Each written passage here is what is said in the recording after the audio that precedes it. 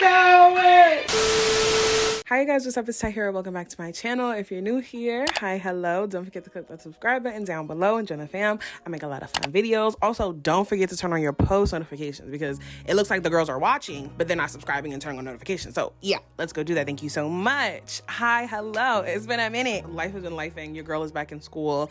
I will catch y'all up on all of that on my next Sincerely Sleepover. Stay tuned. Today I am reviewing, unpacking, analyzing the iconic Love is Blind Habibi. As a black Muslim woman, I have been summoned to like really come talk about this show from a lens of somebody who is Muslim. So obviously I have similar cultural religious traditions as a lot of the cast members, but also somebody who has watched Love is Blind. I watched since the first season of season 1. The only season I haven't watched actually is this current season 7 with DC. Yeah, I'm not interested. But I've watched like every season of Love is Blind. Y'all know I watched Love Island, with thank you for all the views on that video. I think we're almost at 20K views. So like as a girl who loves talking about love and unpacking love and like watches reality TV dating marriage shows, I feel like I'm the perfect person to talk about Love is Blind. I've seen a lot of discourse online, but not necessarily like a long form sit down video from somebody who is actually Muslim, which is some of the comments I saw you guys saying that you wanted to hear like an American, I guess like Muslim standpoint of the show. Don't forget to check the chapters down below, like on little timelines, so you can just skip around or in the description bar. I got ADHD, so I get it. Like I said before, I've been watching Love is Blind since season 1. I haven't watched all of the international renditions of it, but I'm pretty committed to the American show and all of the controversies. And something that has been ringing across social media, but also like my actual in real life friend group, is how Love is Blind is very Muslim core. Similar to Bridgerton, I talked about this before. Parts of it that are so familiar to us as Muzzies, as Muslim people, and how we court and date and choose a spouse. So it was so funny that they actually came out with a Love is Blind Habibi. And I also feel like the UAE was a good place to do the show because, for one, like, is this going to be a formal sit down, whatever type of vibe? No, I don't think any of us expected that. But I think the UAE represents a place that is still traditionally at its core Eastern and Arab and Muslim, but also meets the West. It's like an East meets West type of thing. I also really liked how diverse the cast was in regards to like the countries that they were from. I know a lot of people have their own thoughts and opinions about the show, but my first impression was I wanted to know how they were going to do the pod situation, like the marriage engagement part. How are they going to do the pre-honeymoon? Because, you know, Muslims, we don't live together before marriage. We don't cohabitate. We don't knock boots before. We don't do none of, we don't hunch before, none of that before marriage. None of that. But also, obviously, the actual marriage part, because we have a dowry, we have a contract, you need a wali there. Like, there's a whole thing. So I wanted to see how that would translate on screen. I also wanted to know if they were going to have any explicit conversations about religion. I also watched Dubai Bling, like the first 2 seasons. And isn't it crazy that I feel like Dubai Bling was more Muslim than Love is Blind Habibi? Like, that was kind of wild to me to watch it and realize that, like, oh, yeah, they'll say inshallah, mashallah, Allahu alam. Like, they'll say all of that, but the actual Islam was like really missing. I also was interested to see how her look's gonna be brought up, because if you've been watching like the first seasons of Love is Blind, a big thing was not really talking about how you look, but nowadays a lot of the contestants do talk about how they look. It's just kind of something like that's like pretty hard to avoid. So I wanted to know how they were gonna get into that when some of the women maybe could have been hijabis. Spoiler alert, that's not what happened. Those were just some of the questions that I had going into the show. My actual overall first impressions was, don't shoot me, because I know how y'all girls like to tussle. I don't feel like the show was like super far off from how Muslims get married in real life. There are, yes, going to be either stupid, annoying ass like Salafis on one end, or just people who have a different opinion on the other end. That's your business. But if we're being so honest, okay, if y'all felt like them like holding hands or maybe like the hugs or like the kisses on the forehead were a bit too much, what was the issue with the actual courting parts? I know a lot of people are going to be like, oh, the wali, but this is something that I have heard actually from ustads and sheikhs and students of knowledge, that an alternative is also being public and publicly accessible, or obviously you can choose somebody else as a mahram. So the idea is that these people were not really ever alone with each other, because even if it looked like they were alone, they were on national television. They were producers and cameramen. I didn't see anybody that was alone. I didn't see any like funny business in regards to like physical touch. Like, I was just like, oh. Even like them going on dates, but also like, yes, they had decided that they wanted to like choose each other in the pods, but then they're like, okay, well, we have to get our parents' approval. My dad has to know. You have to talk to my family. And then they actually had a sheikh there to officiate the nikahs. Once again, am I saying this is ideal? No, but was this like Islam was completely thrown out the window? Not at all. I feel like if you think that, you're being annoying. You're being annoying. And I talk about this all the time, that Muslims in our generation have to learn how to respectfully disagree with each other. Like, if this is the way that you think is best for you to get married, cool. But you don't have to sit there and say that any other version is haram. It's not.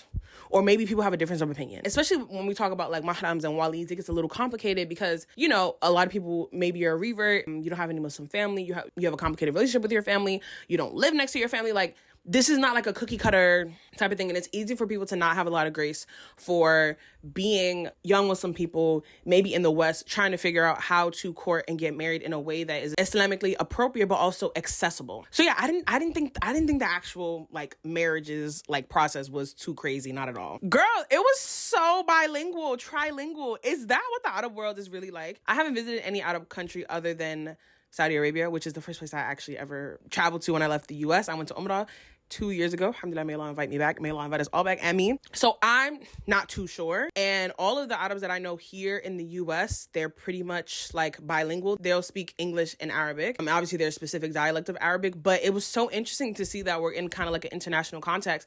And it's very common for these Arab contestants to speak Arabic, French, and English.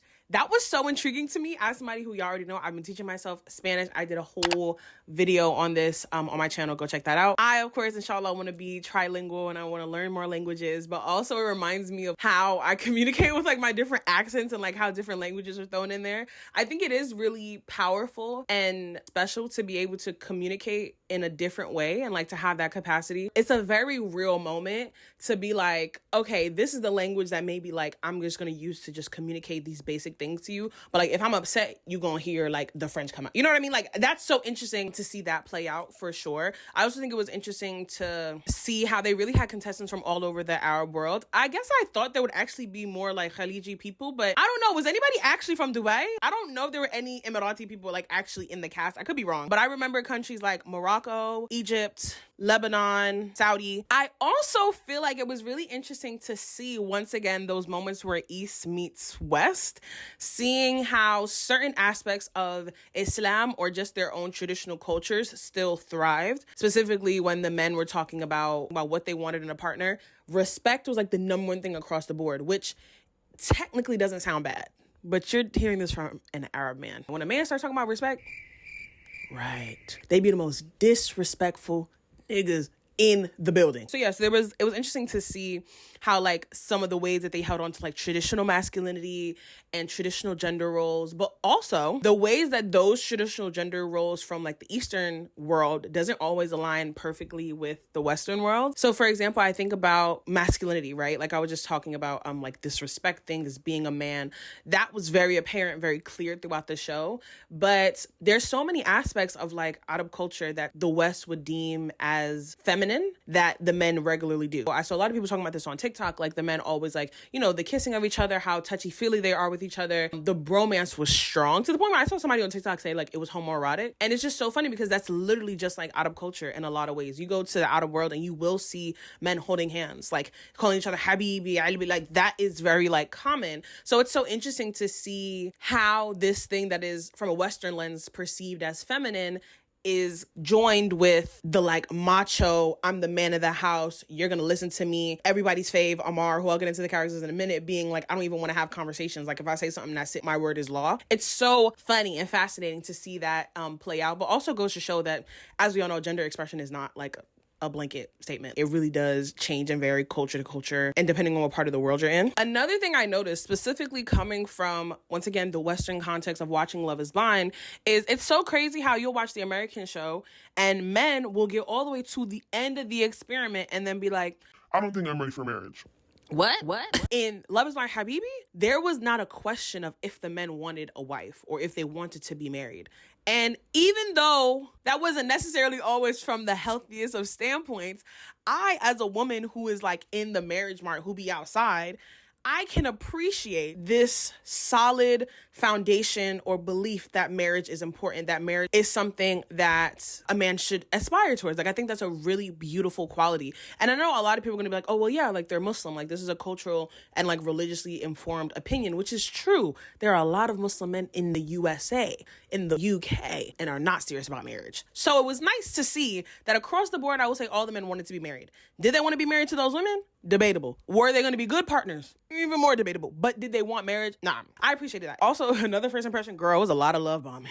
Lot of love bombing, lot of poetry, lot of ya Habibti, ya Albi, ya Miroh, ya Rohi. It was a lot of which is like very, very out of court, very on par, very culturally relevant to the times. Like, we know, as Muslims, we know that like the Arabs are always poets, and like that poetry is really there. Even though I'm anti-love bombing, which I'm gonna get into a little bit later, I do think in general it was really sweet and refreshing to see these men who, if you ask any of them, they consider themselves very masculine, very manly men, still present such softness to the women in certain times. Like, the idea that it was nothing for them to be like, I desire you, you know, or to start with the pet names, or like that is so refreshing, considering that people will be in the US and they've been having a situationship for a year and they still like, so what are we? You know, like the most he said, he was like, oh, what's up, bro? What's up, bro? Like, you know what I mean? Like, it was just like, oh, the men had no problems expressing their interest to women. Even more so, I thought what was really interesting is that they weren't always preoccupied with the reception. And I think it does come from like hubris, right? Like, I'm not saying it comes from a non-toxic place, but they would just express and emote. They'd be like, yeah, I want you. You're my woman. We're going to go home together. Also, a lot of the contestants were from divorced households, which I feel like was so interesting. People may not know this, but the Muslim divorce rate in the US is not far off from the average divorce rate of the country. So yeah, a lot of us are coming from divorced households, or will be or have been divorced already in our life. That's something that we're seeing a lot more of. So it was really interesting to see how so many of the, I would say majority of the contestants were coming from divorced families. There is a conversation to be had about the ways that Western Muslims are perceived by the East and by the Muslim world, about like how we practice, about how we feel about Islam, about our values, are often very like ignorant, very stereotypical, and very untrue. But then you turn on the TV and it's like, oh,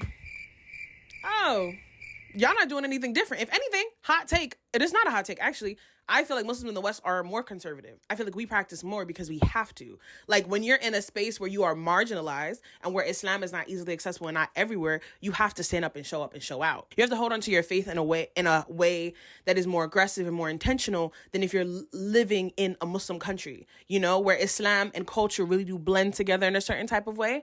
And there's so many of y'all, this is not my experience because, y'all know, I'm African-American, but so many of y'all and like so many of my friends, I'm sure, have attested and can attest to the fact that like you go back home and you're more practicing than your cousins. Your cousins be like, oh, you really wear hijab? Oh, you really pray? Oh, you don't drink? Right. And so I felt like that was realistic. The tattoos, a bit dramatic. I don't know. Like, all the men had to have tattoos except for one. Like, everybody tatted up. And then a couple got tattoos on the show. Yeah, Allah. But to be honest, and I talked about this in my Weird Lady Parts video, which will be out after this, to get any type of Muslim representation, whether it's on screen, whether it's in books, whatever, on a TV show, you have to play into Muslim stereotypes or subversive, edgy stereotypes about Muslims. You either have to start talking about like 9/11 or like terrorist stuff or like oppression, hijab, women's rights, or you have to completely subverse it and be like, I love tattoos and I drink and I have sex, and then like that's the only way like Muslim rep is really going to be shown. So yeah, those are my first impressions. But let's get into the cast and their relationships and the wedding. So let's start with the couples that don't really matter. They left the show early, blah, blah, blah. Is the girl's name Hajar? Is her name Hajar? If her name is not Hajar, I'm gonna feel bad. But the girl that was with Simo really is the epitome of a sassy man. And I'm not gonna lie, I feel like Arabs are the OG sassy men. Like, and if y'all watch my Love is Blind video, I don't say the word sassy about men often. Like, not at all, really. But he was so sassy, and I don't think he had a problem with it. He was carrying himself in a way that a lot of, like, women that I know carry themselves with. They're like, this is my standard, this is what I want, this is what I'm accepting, this is what I'm not accepting. Word on the streets, he's a Capricorn. That tracks. One cap to another. Get it. But Simo was with his girl, and even when they were in the pods, first of all, Simo was going after girl after girl after girl and was like, la. And I was just like, Right. Okay. Here's the thing. I think there's a way for you to hold on to your boundaries and be direct without being rude. He was just rude. And I don't think, once again, I don't think he cared, but he was like genuinely rude, which was off-putting. Like, as sassy and like fun and kiki and like the girls we talking about, a man that is comfortable being disrespectful to women, but also claims that he wants respect over everything else, I feel like that's a recipe for abuse. If you are really somebody that values respect, you would give it. I don't really see that happening. Like when Hajar made a joke that like she's gonna have a bachelorette party, he was like, oh, that's trashy. Then he was like, you need to apologize for yourself. Like, respect yourself. You need to apologize to me because you disrespected yourself to me. Perdón. I need to do what? And then she did it. Let me tell you, all the girls that are on TikTok being like, oh, we need to go to Dubai. We need to get out of men. Habibi. Girl, let me tell you something. If you are not prepared to deal with the sass, the jealousy, and their control issues, and the toxic masculinity, leave it in the playground. Leave it in Ameriki. Okay? And he's like the epitome of that. Once again, and I have to say this disclaimer. Am I saying that all Arab men are like this? No. Do I feel like the culture to set up the men to be like, do I feel like a lot of them? Yeah, that's the thing. Yeah. I do. So Simo ended up choosing his shorty. She is one of those girls who you can tell she wanted to be led. She didn't want to have her brain on. And I wouldn't say she was strong-willed. I feel like she had maybe a strong personality. She definitely like had a sense about her of like what she wanted and didn't want. But you could tell that she was somebody that wanted to be led by a man. And I'm not saying that's good or bad. I'm just saying like I noticed it because why else would you say yes to a man that just made you apologize to him for disrespecting yourself over a joke? Right. If you like it, I love it. That's really not my business about if that was appropriate or not. But I wouldn't say yes to a man like that. So then they leave the pods and he was acting exactly how he's always acted. Now, come to find out, she was a bit of an asshole too, which is so funny about people like Simo or like men like Simo specifically, because you looking at a mirror, babes. You looking at a mirror and you don't like what it looked like. They were the same person. That's why it didn't work out. Like Spider-Man meme, looking at you, looking at me.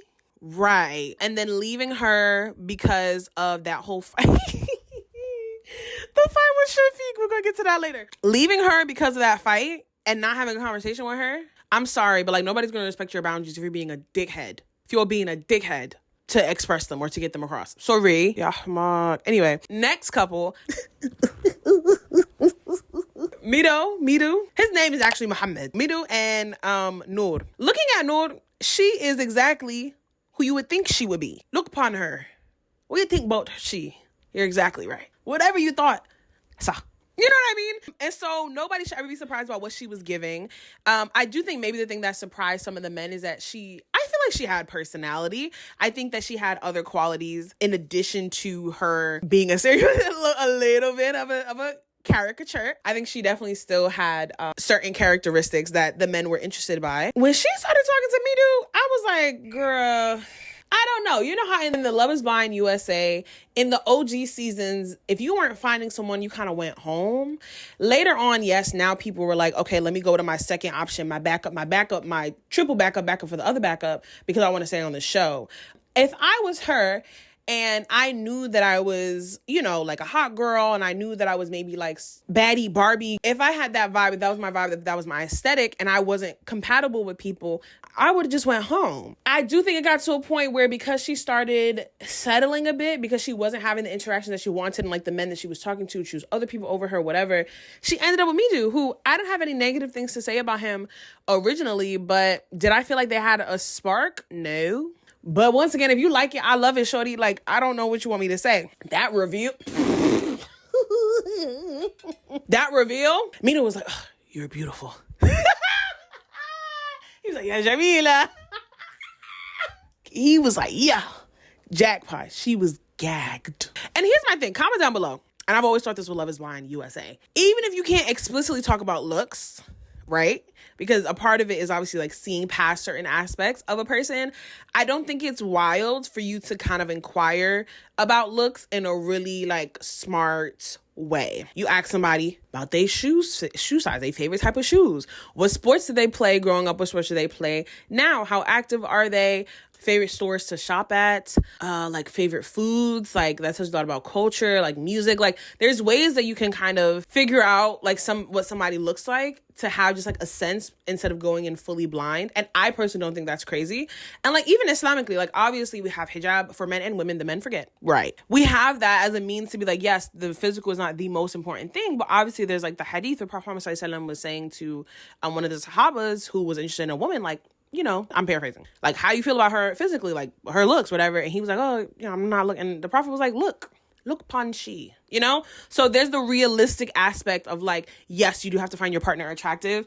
And for the most part, I didn't see anybody say anything crazy to her online, like about not being attracted to Mido. The fact that she continued on the show with him gagged me. Gagged me. I was like, she's thinking 10 steps ahead. And was she being honest about her feelings? Like, should she have probably told him, I'm not into this? No. But like, if she really outright was like, ooh, I don't want a short king, he would have had something to say. I also did not like the way that he left her. I understand feeling really annoyed and frustrated with like the hot and cold thing that he felt like she was doing. And I know we're in the age where people are like, I don't owe you nothing. You don't owe me nothing. I don't owe you nothing. I don't owe you nothing. Whatever. Cool. But if you talking about we have promised ourselves to each other for the sake of marriage, I think a real conversation is owed. He spoke and didn't let her speak. Sassy. And the T is men that don't have traits or aspects of traditional masculinity, depending on whatever society they're from and what that looks like, where they're from, they usually act like terrible people because they have nothing else to place their value upon. Broke men usually be terrible people. So women really, hypothetically, could be with a broke guy if he was still generous and nice and kind. Most of them suck. Same thing with the short guys. They're so mad at you that they are short. It's like, that was between you and God. How did I get in it? I didn't like that. And then he's talking about it and kikiing with the guys. And the guys think it's so funny. Let's get into these bomb clap, man. I don't like them. Let's get into my non-problematic fave first. Then we'll start talking about the other two guys, Mohammed and Safa. I could cry. Oh, God. When I tell you, I love them long time. Mohammed is my type of man. Muhammad was like, yo, I want you. I'm down bad. You're my girl. And stuck with it and followed through and was pursuing her and was like, I want you. Like, that's that. And I feel like across Love is Blind, the couples that get together the soonest and the men that are one-track minded on the woman that they want, those couples end up lasting the longest and being the most successful. Now, the reunion is coming out in 2 days. And a part of me wants to include, if not a clip here about my thoughts on the reunion, on my membership. If you don't know, I have a membership where you can pay $2.99 a month and get extra content from me. I'm thinking about doing a whole video on that, of like my first impressions of the union, or maybe a live show. But usually the men, like I said, that are focused and like one track about the woman that they want end up being really solid guys, because when you know, you know. When you know, you know. And I believe that. So yeah, I honestly have no notes about Mohammed and Safa. I'm going to get into like the actual, like some of the parts of the show a little bit later, but I have no notes on them. Like, I love them. I feel like they did what they were exactly supposed to do. I can say another first impression, I guess, is how vast the age ranges were on the show, because you have somebody like Dunya, who is 24. Also, like, job-wise, it was really diverse. Dunya is 24. She's a content creator. She's the youngest, but then Safa is 37. She works in marketing. She has spent a lot of time like in the West, and then also lives in between Iraq and Dubai. Yeah. And Canada. Right? And she's 37. For an our woman, correct me if I'm wrong, to be 37, unmarried, and be like so focused on work, I feel like that would be something that would be like shamed, if not by her own family, which is good that it didn't seem like it was. I would have thought that the men would have had pause about it. But I didn't see, maybe they edited it out, I didn't see anybody really say anything crazy to her about it. Muhammad did say that when he heard her age, he was a little bit, but then he was just like, I literally don't even care. Like, she's amazing. Also, like, the only argument I saw with them was him being like, what do you mean you have to go to work after our honeymoon? Now, yes, it may be a trigger for some people for a man to quote unquote want his wife to stop working or work less when they get married. But let's put our genders aside for a second.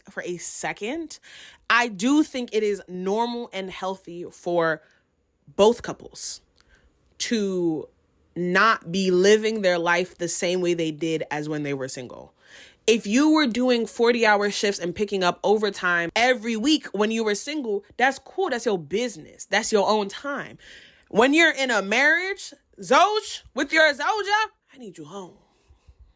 I need you home. You know what I mean? And it didn't sound like he was saying it because he had an issue with her working. It sounded like he wanted to be around her. And to be honest, 2 days after our honeymoon, you leaving? Girl, ain't no honey. Where the honey in? Anyway, let me shut the fuck up. Safa, I loved her. No notes for Safa and Mohammed. None at all. The tattoos they got together, I'm not really Tahiry's. But I loved her. I loved her family. Oh, I'm gonna cry like that. When they did the Fatiha. And like her brother was like her wali. That was really beautiful to me, especially because like I don't have my father in my life. So like just seeing that and like how involved her family was and how much they cared for her and how much he respected and like his family was involved. Beautiful. Beautiful no notes. Now let's get into the niggas I don't like. Chafic Ammar. Come to the front. Come to the front. Okay, so when I first saw Chafic, I'll tell a joke, but I'll never tell a lie. I was like, ooh, I love a dangly earring, a nose ring. I also really like minimalistic tattoos. I also like that he was a little chubby.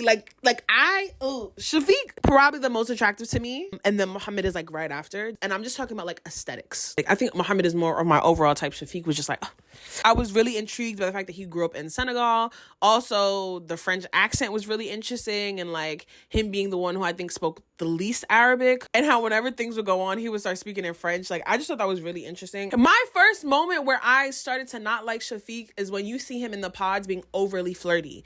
And this is what I mean by like love bombing. I'm not saying there's anything wrong with exploring your options, but have some class and have some respect and have some creativity. Everybody don't need to be called Habibi. Everybody doesn't need to be called ya hayati, ya ruhi, ya aini. No, not every girl. Not every girl. You repeating the same lines to every shorty. Like that to me is a red flag. That's not you being intentional or just being a lover boy. You're being a hoe. You know what I mean? And to me, this is why I'm really so anti-love bombing. It feels cheap. And love, it means so much to me. Y'all have heard me talk and yap about love for like 30,000 videos. But love means too much to me for somebody to just meet me and be like, oh, I love you. You don't know nothing about me to use that word. Like, actually do not use that word in my presence. Unless you would take a bullet for me, I promise you, I don't want to hear you talk about you love me. Leave it on the playground. I don't like love bombing at all because it's manipulative. You're not even allowing yourself to have the experiences or the knowledge or the intimacy to fall in love. You're talking about infatuation. You're talking about lust and desire. You're talking about liking the attention. You're talking about ego. You're not talking about love. Hub. You're not talking about hub. You know what I mean? I hate it so bad. And then Ammar, girl, my friend Khadija, shout out to Khadija. She loved Ammar down. Is Ammar cute? Sure. Is he my type?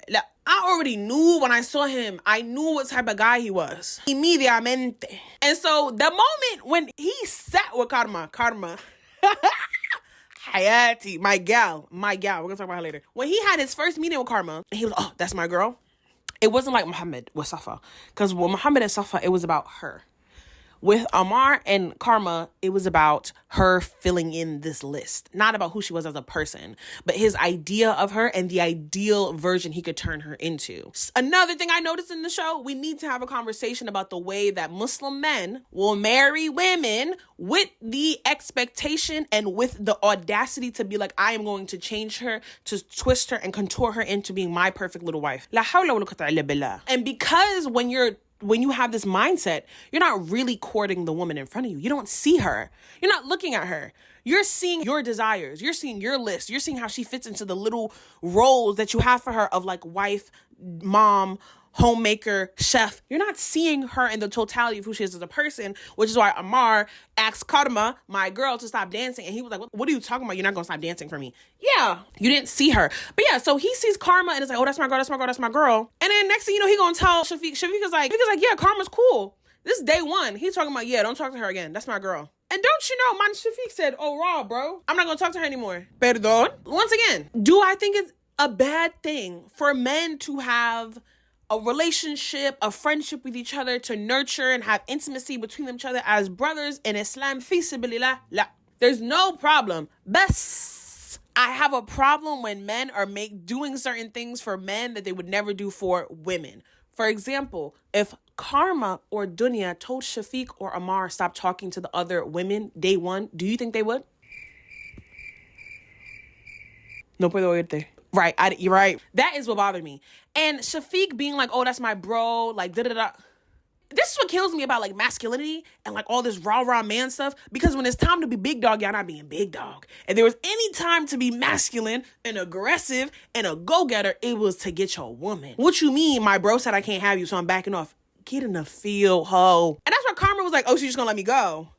All right, like it says so much about him. It says so much. So Chafic, when that happened, I was already over it. Him and Dunya did look really cute together. Who's the other girl he was talking to? And this is the thing about love bombing. It's hard to tell if like women are bringing these reactions out of you based off of their character and like the impact they're having on your heart, or you're just having fun and being flirty. I did think he and Dunya had a genuine connection, but I don't think it was anything vastly different from the connection he had with the other girl that he was talking to, and that's concerning for me, because I want to be like, oh, Dunya is his person, Dunya is his person, but I don't know. Karma was immediately my favorite girl. Then Safa. I did like Dunya. Girl, she young as hell too. But then she started talking and doing weird stuff. And I was like, Dunya, I'm not into it. I did like Asma. We're going to talk about her later because she was with Khattab. You know the song Please Please Please by Sabrina Carpenter, and I saw a video on TikTok talking about this when the video came out. Now, because men are statistically becoming worse and worse people as women become better and have more opportunities, the man you pick does impact not your value, but like how people view you. A man can either be a form of cultural currency or an affirmation of you being that girl in the way that we thought you were, or it can really pop the bubble of the illusions of the girl we thought you were. Do you get me? I will say about their relationship later on, it was really confusing and frustrating to see how the aspects of her that he initially said he really wanted in a wife, in regards to, he started talking about modesty. He started talking about the fact that she's never been with anyone before, that like she's never had any boyfriends, her family values, all of that became a source of contention for him and their relationship,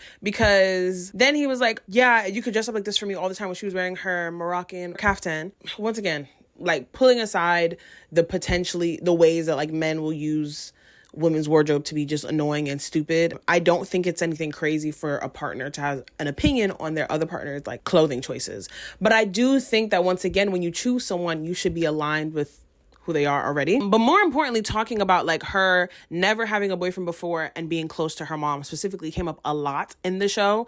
And it's just so wild to me, because it's not just the Muslim community, it's really like the world in general, but like the Muslim community specifically in this sense puts a lot of emphasis on women being untouchable and women being chaste. And notice I'm saying not Islam, the Muslim community. There's so much emphasis on like, oh, she's pure, she doesn't talk to guys, all of that, right? You like the fact that it's her first relationship? Yeah, for sure.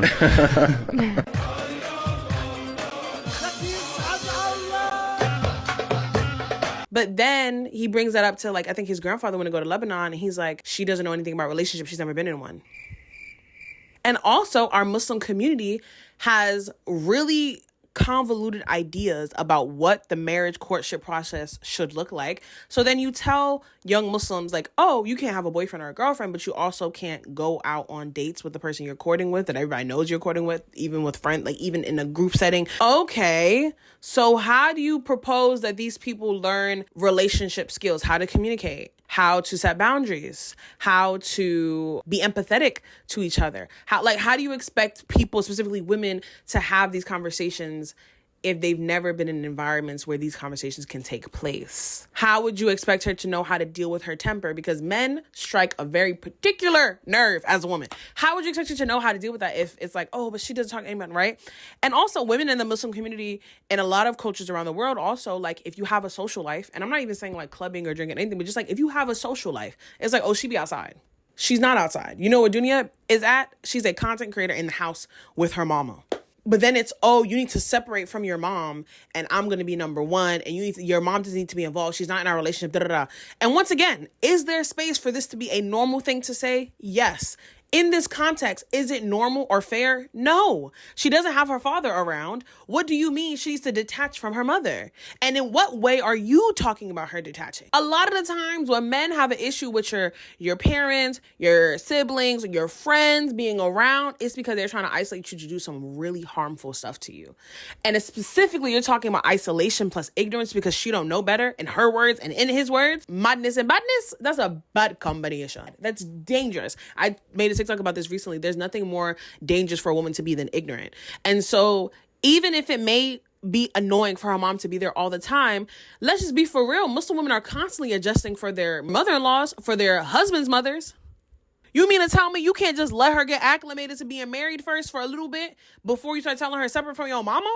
There's no grace you could give to this girl who, in your own words, has never been had a boyfriend, don't even talk to men. She's at home with her mom, which is where y'all say I want women to be. It's the Madonna whore complex. Like, oh my God. Like, oh.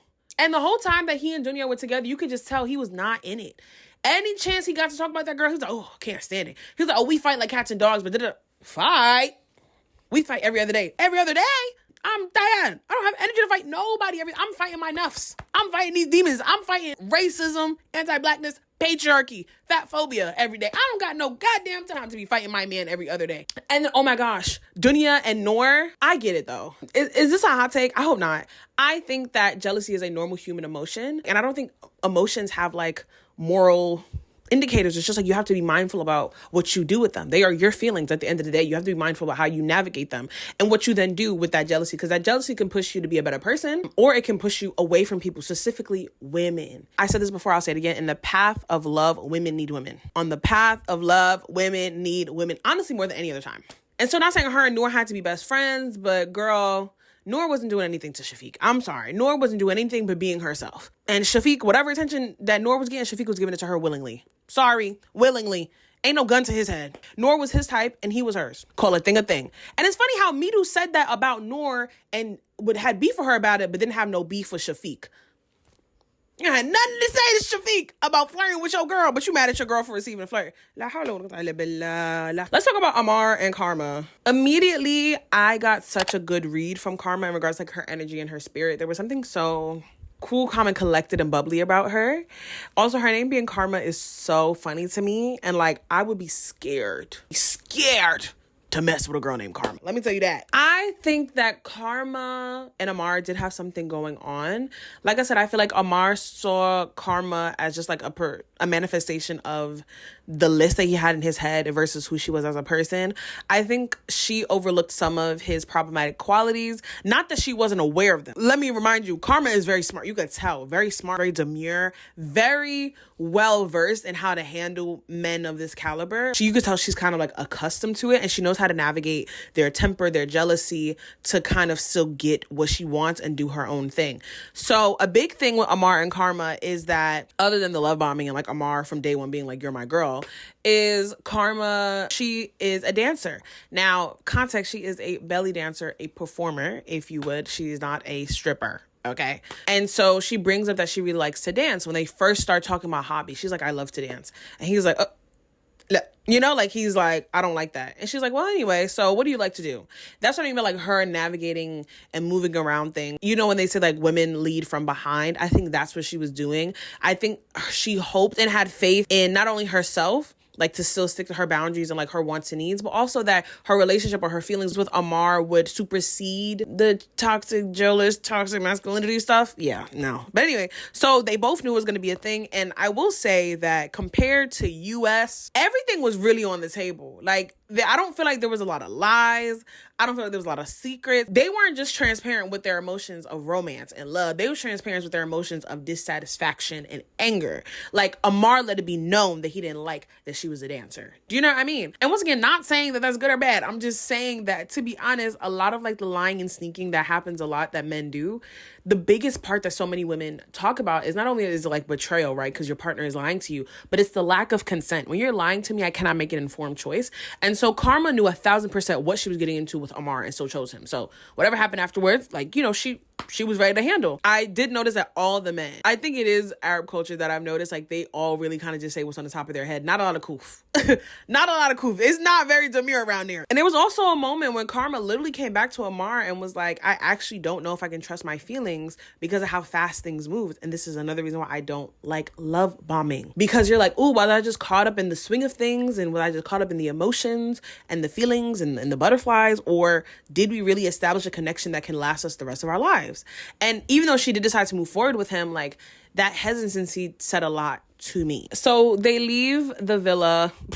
I'm not talking about Love Island. Damn it. They leave the pods, and I'm gonna talk a little bit more about the marriage process, like my thoughts on it in a second, but a rundown of how it works is you're in the pods, you're talking to someone, choosing who you like, every day you rank who your highest matches are, and then y'all keep dating until, you know, somebody gets proposed to. Now, how it works in Love is Blind Habibi, yes, some people actually propose, like they propose, they got that on their knee, whatever. Yeah, I know that's a very Western custom, like people don't, outside the West, don't really do that, except now as a means of, like, you know, colonization. We don't have time to talk about colonialism. But anyway, it's a Western custom to get on your knee and propose that way. But there were a few guys that did it. They were like, oh, we're engaged, whatever.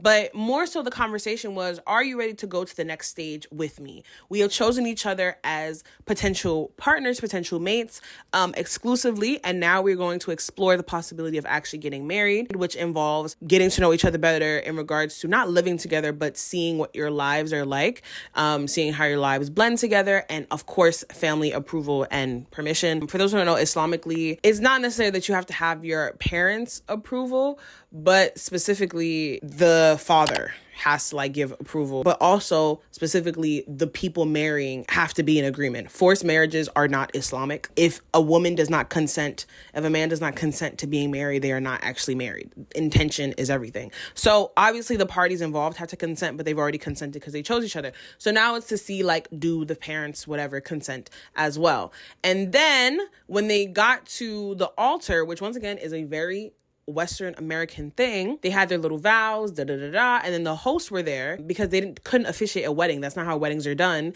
in the Middle East in Muslim tradition. They had a sheikh who is like a pastor, like a lack for a better word. And he was upstairs waiting to see that if the couple said yes to each other, they'll go upstairs with the fathers from each family and with the couple, and they will officiate the nikah for them, which is the legally binding marriage contract. That is like the rundown of how the marriage process works. Also, another thing that happened on the show is that they did do like a pre-honeymoon. I don't know where they were at. They were on some island all together, but they weren't sharing rooms, which I love that. I remember my friend Nadira, who y'all know I talk about Nadira all the time. She posted on her Instagram one day something that people considered a hot take. She was like, would you travel with somebody you're recording getting to know, like a potential partner? And everyone was like, no, astaghfirullah. And she's like, girl, who said anything about what y'all talking about? That doesn't mean you're traveling alone. That doesn't mean you're going to be sharing the same room. That doesn't even mean that you're traveling far. It could be a road trip. It could be a family road trip. You know what I mean? Like, the options are endless.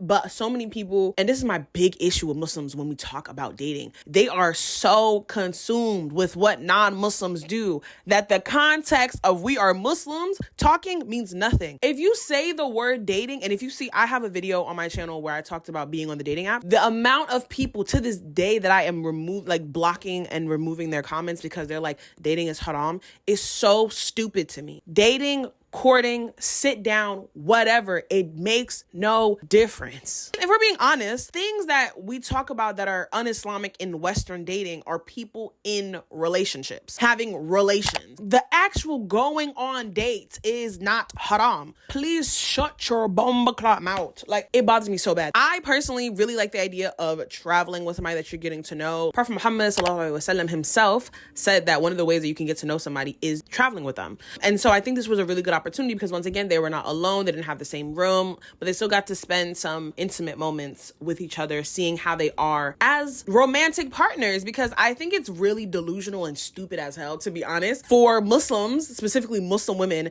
to have this idea that when I get married, I want my man to buy me flowers, to like take me on dates, to buy me jewelry, but that was never a requirement when y'all recording. You never set the standard or the boundary that this is how you like to be wined and dined and romanced, what your love languages were. Y'all never talked about that because love doesn't matter, right? But now you married and you talking about he never got you flowers. Y'all been married for 5 years. Well, why would he? He's not a flower guy. You would have known that if y'all went out. Right, okay, anyway. Ammar and Karma are at the pre-honeymoon and they're loved up, really in sync with each other, having the time of their life, right? And I would say they're more lovey-dovey than some of the other couples, but something that is happening while they're having these private conversations is Ammar's, como se dice, the toxic masculinity is the third person in their relationship. So they were literally having a conversation once and Ammar was like, once again, they were talking about the dancing. And Ammar was like, oh, I don't want you to dance. And she was like, oh, well, I want to dance. And he was like, but I said, I don't want you to dance. And she's like, you can't just tell me something And that's just what it is. First of all, y'all not even married. Y'all not even married yet for you to be like, oh, what I say goes. No, actually, you're a stranger. And he literally was like, I don't even know why we're having a conversation. I hate to like repeat myself. I don't want to have a back and forth. I told you I don't want you to dance. And that's that. She's like, no, we need to have a conversation about it.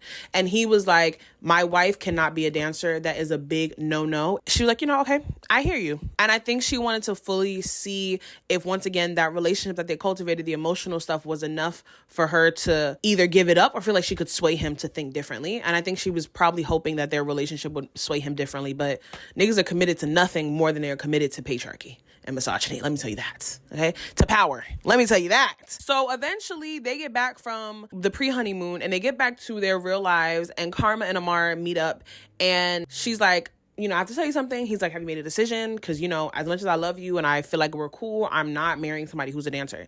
And she was like, right. And so because of that, I think we should end our engagement and no longer move forward with this relationship. When I tell you Ammar was gagged, Ammar, because obviously he's cute, right? Even though Mr. I'm traditional, but outer, exposed. Oh, I don't like dancing, but at the end he's Mr. Chic, Shack, Shock, Chic, Shack, Shock. Oh, now dancing is okay. Right. I don't know if he's ever been rejected like that.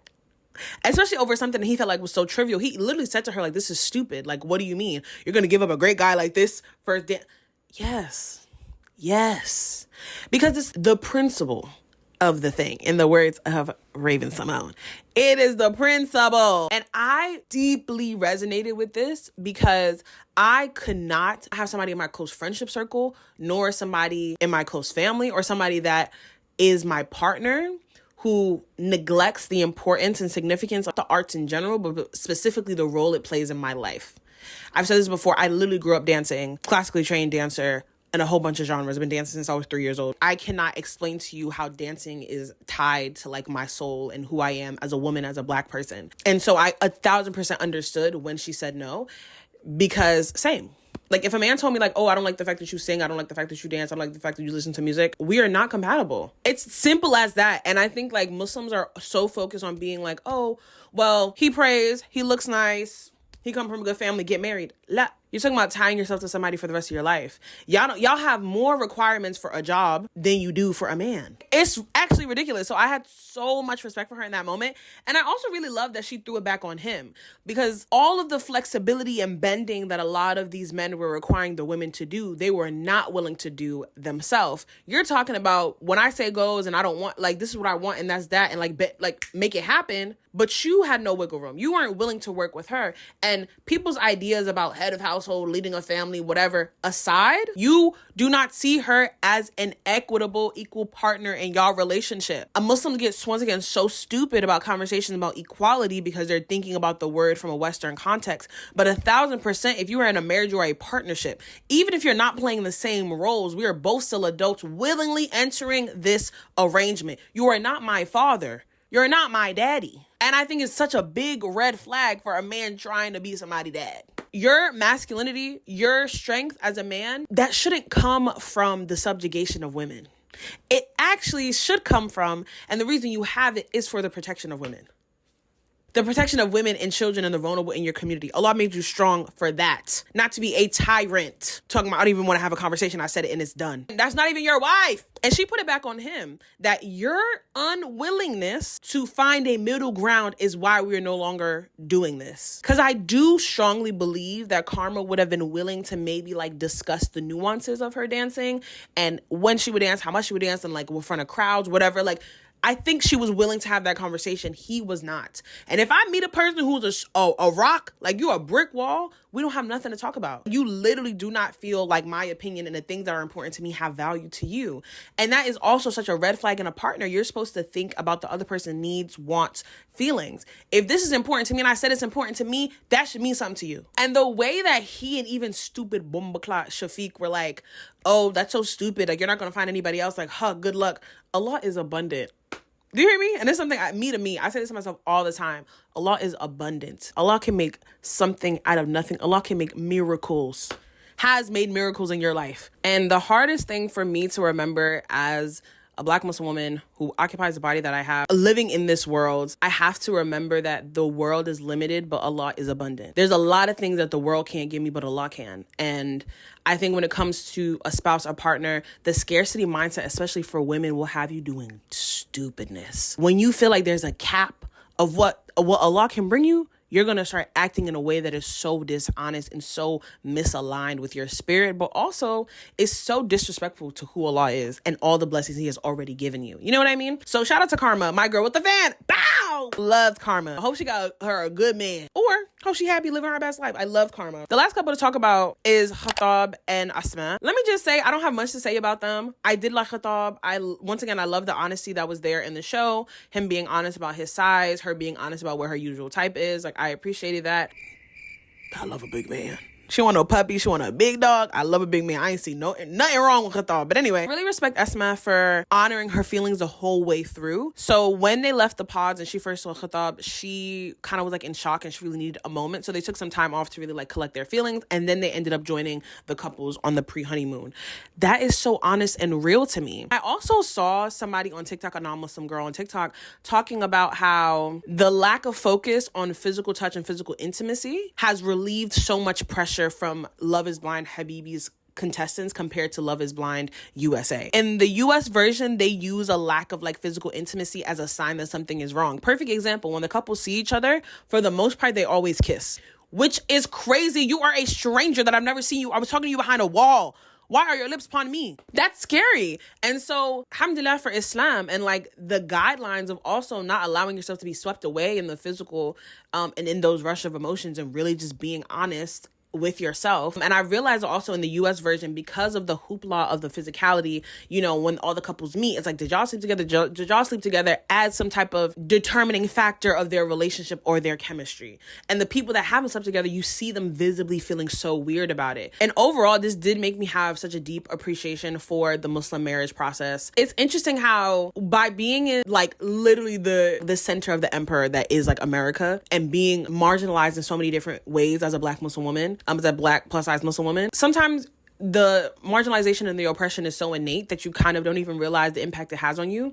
And a subtle thing that I didn't realize was really affecting me is like seeing the Muslim marriage process as extra or as weird or different, you know? Obviously, yes, like be in the world like a stranger, da-da-da. We're not talking about hypothetically. I'm talking about the lived experience of somebody living in America as a Muslim person born post 9/11. Like, raised post 9/11. I was born. And so it's nice to, not only for me to see now that I'm older and like of marriageable age, whatever, to see the value in the Muslim marriage process, but for also non-Muslims to see that as well. And for other Muslims to just see and embrace our cultures and our traditions in an unapologetic way. I really, really, really appreciated it. And I think that we're all so much better for it. I could not imagine navigating these streets without Islam as the guidelines of how to interact with men. Like, I could not fathom how difficult that must be. And in general, I really loved seeing all of the culture involved. Like I said, I don't have much to say about Khattab and Asma. Real quick, the couples that ended up together, Mohammed and Safa. And that's it, no? Right. Dunya and Shafiq, no. Asma and Khattab was no, not because of their relationship, but because of her family wasn't really on board with how fast it was going. And she's like, I'm not getting married without my parents' approval. I respect that. Like, I really, really do respect that. And I think when I was younger and my family relationship was more tumultuous, it was really hard for me to wrap my head around potentially getting married with my family's approval. But I see the value in, as a woman, having your family co-sign. It was beautiful to see because I've always felt that the way the Western world moves around dating and love and marriage is too unserious. And I feel like Muslims a lot of time make it a business transaction and we lose the love of it all, which is another, I guess, like first impressions, even though we're in the last part of the video. I love that love was a part of it. Like, there wasn't this idea or this belief that I wasn't going to be in love with somebody that I was going to marry. I think our generation is like a bit better about that, but there are still conversations that I've seen on the internet about like, oh, well, love can grow. And girl, go watch my Confessions of a Black Muslim Lover Girl video for that. I don't even got time to get into that right now. But yeah, I love that there was love, or like the idea of love or some type of affection or emotions present, and that it wasn't just this idea of like, you make sense, I make sense on paper, khalas, let's get married. But also, I do really value, like I said, like the familial input in the Islamic marriages. Also, I loved seeing the traditions and like their different cultures. Like I loved when they had the henna night. Like, oh my God, I haven't been to a henna party in so long. I need to go to a henna party. Like, it made me emotional, you know, seeing like the men even had like their things that they had going on versus like in America, we have what, like bachelor parties and they have like in the UK with it hen parties and whatever, and it's literally like, oh, you're signing your life away, like let me have a stripper in my face, you know. It's such a weird thing, the way that the West views marriage, and it's nice to see the importance and the value of marriage from a lens, an Eastern lens, a Muslim lens that I'm familiar with and I really adore and admire. I think it reinstilled my love of Allah and how Allah has protected us with a lot of things, and how our marriage process is. And I highly encourage so many more people to be non-Muslim or not Muslim, to be intentional with how you're dating, be intentional with what you do with your body, with who you share your time, your energy, your resources with, and think deeply about who you were going to spend the rest of your life with. Deeply, you know, it's like a really big decision. Even if you're one of those people who are like, oh, I don't believe in marriage, girl, but y'all been together 20 years. It don't even matter if you don't believe in marriage because he's been around. We have to reassess that for sure. For me, I think it also showed how loved the person was, that their families are flying from Canada to Dubai. Like I said, I've been to Saudi. That is not easy. Talking about your sister or your daughter, your son calls you, talk about, yeah, baba, mama. Assalamu alaikum. I met my partner in a pod. I ain't seen them before. I don't know nothing about them, but like, we're trying to get married. I need you to come like suss them out and like come pull up. Like, locura. Like, it's crazy. Majnoon, to be honest. But it says a lot that the families came and did that. I just think it was beautiful. I like I said, I don't have a lot of critique on the actual marriage process. Not at all. Now, my only critique I will say is like, why didn't they talk about the contract and the dowry? Netflix, y'all really missed a golden opportunity. All Muslims argue about are dowries and polygamy. Polygamy was randomly brought up like, oh, can I have another wife, whatever. But like, for real, y'all talking about a dowry? Oh, come on. Especially because there was a scene in the beginning when the men were like, okay, hands in, we're not gonna fully financially contribute to any of these women. 1, 2, 3. Stuck for the law. Y'all too busy being in the West business. That is your God-mandated responsibility, Pookie. Talking about we're not going to 100% financially take care of these women on national television. What you going to say when Allah played that back for you? What you going to say then? That was weird. That's suspicious. But yeah, like the dowry is such a contentious, like fun, messy point to talk about. If you want good TV, and that's another part of like the families being involved in talking about the dowry. The dads be like, look, you can't have my daughter for nothing under 20K. And for context, the dowry, a lot of people hear dowry and they're thinking about like other people's versions of dowries. Like in India, the dowry is different. Also, I know that in like back in the day in like Western history, when they did dowries, women gave dowries. I say dowry as an English translation to the word mahr, which is the gift to the bride that a man does to marry her. The mahr has to be there for the marriage to be valid, or it has to be agreed upon and stated explicitly in the contract that he will pay it or give it over a certain amount of time. Like if there's no dowry, your marriage is null and void, by the way. I just thought it was so crazy they didn't have that in there. You don't want to hear what girls in Dubai want or get for a dowry, especially because these are grown women who work and have their own money, and grown men. Like, you could talk about I'm big baller, I have this business, that business, but real money talk when you see that dowry. That's big money. That's big money. This is what I want to say. Yeah. I was very surprised I didn't have it, but I think that is everything that I have to say about the first season of Love is Blind, Habibi. Please comment down below your thoughts, your opinions. As always, keep it cute in the comments. I am not above cussing somebody out. Thank you. But I genuinely want to hear what were you guys' first impressions. Literally, I have been hounded around New York City. It's from this Yemeni coffee shop to that Yemeni coffee shop. I'm in the Masala. I'm here. I'm there. And people are like, we need a video on Love is Blind, Habibi. Okay. I came. I delivered. Here's the video on Love is Blind, Habibi. I have been having these conversations in person and they've been so interesting, and so I would love to hear you guys' thoughts and opinions. I also am, of course, going to watch the reunion. Will I film it or vlog it or like whatever, live stream it? Allahu alam. I will update you guys on the community tab. Don't forget to like, comment, and subscribe. I had a lot of fun talking about this video, and I have other videos coming up. Thank you guys so much for watching. Make sure you follow me everywhere on the internet at Sincerely Tahiry, and I will see you guys in my next one. Bye.